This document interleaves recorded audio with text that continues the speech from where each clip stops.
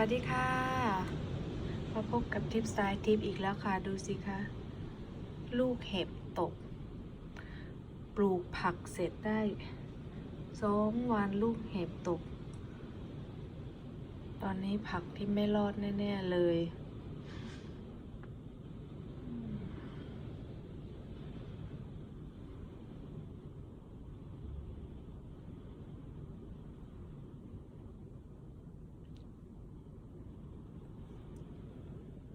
ขาวหมดแล้วมั้งนั่นดูสิ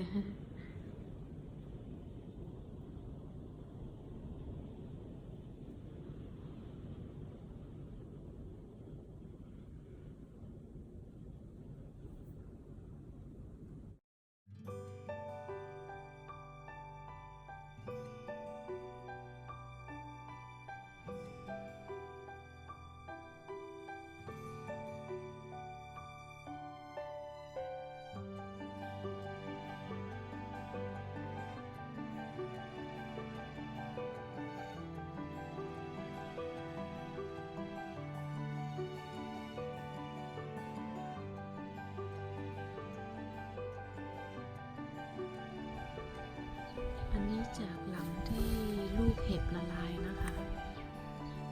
ก็จะมีบางต้นที่ยังมีชีวิตอยู่นะคะ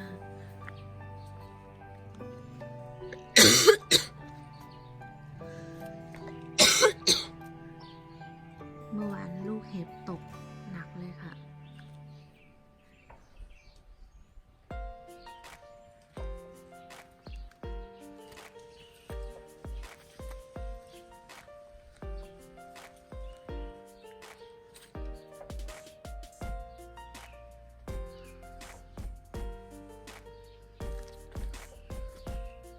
ที่ต้อง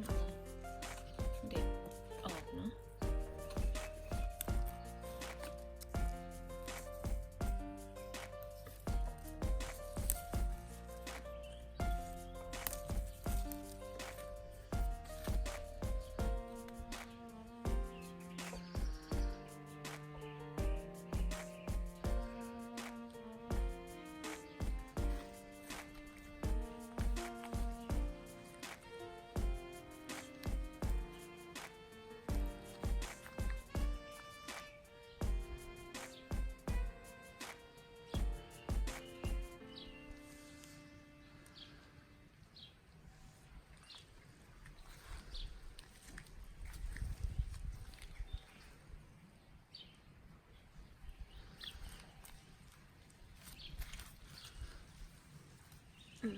ต้นมะเขือเทศ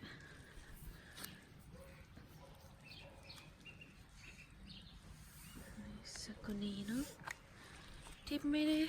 มีโรงผักนะคะมันก็เลยจะลำบากหน่อยตรงที่ว่าเวลาอากาศมันหนาวเย็นเนาะมันก็จะเลยจะทำให้ผักของที่เนี่ยอาการค่อนข้างที่จะโคม่านิดนึงหลังจากที่ลูกเห็บตกหนักเมื่อวานนะคะบางส่วนก็ยังมีชีวิตรอดอยู่ก็ถือว่าโอเคอยู่ค่ะ